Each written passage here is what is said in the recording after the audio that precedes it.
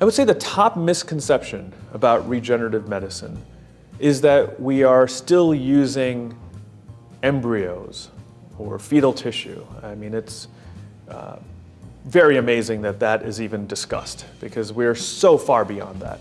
I mean, we are probably a couple decades beyond that. We are using, when we're using autologous tissue, we're using the patient's own cells. And one of the most popular ways of doing that is using fat-derived or lipoaspirate, where you're able to get the stem cells from the fat. And most people are more than happy to give up their fat. So it's almost like an expendable resource that really they don't want to renew. So patients are very happy. They get a small little liposuction out of it. They have nothing else. Bone marrow is also another way to harvest stem cells. Those are the two most common ways of harvesting stem cells from the patient's body. Non-autologous stem cells exist as well. And again, those are not coming from embryos or fetal tissue, and that is absolutely the biggest misconception. Those are coming from placental tissue, so umbilical cord or amniotic membrane.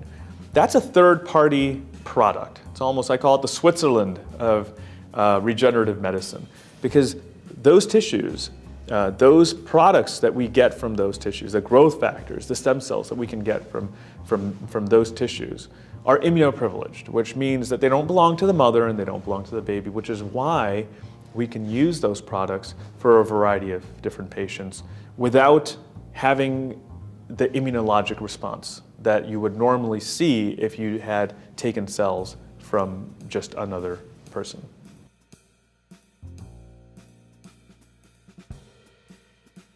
The future of regenerative medicine is, I would say, we could look at it as the sky's the limit.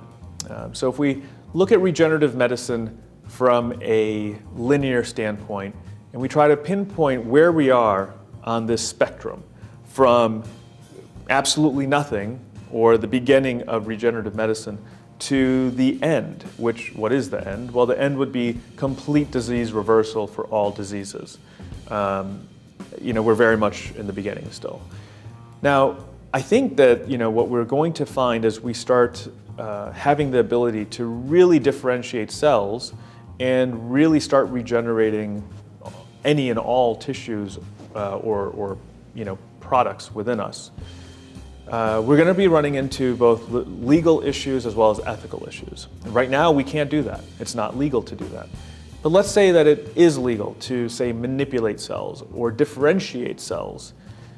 When do we get into that ethical debate of how much can we and how much should we regenerate? Should we, if we have that ability, should we allow people to have all of their function back? Does that mean that they're going to be able to live now for well over 100 years? That sounds great, right? But it does bring up some issues, which I think will probably be best handled when and if that time comes, because there's going to be very specific conversations that are going to be had at that time, and they're going to be specific to whatever technology we have and our ability to apply that technology at that time.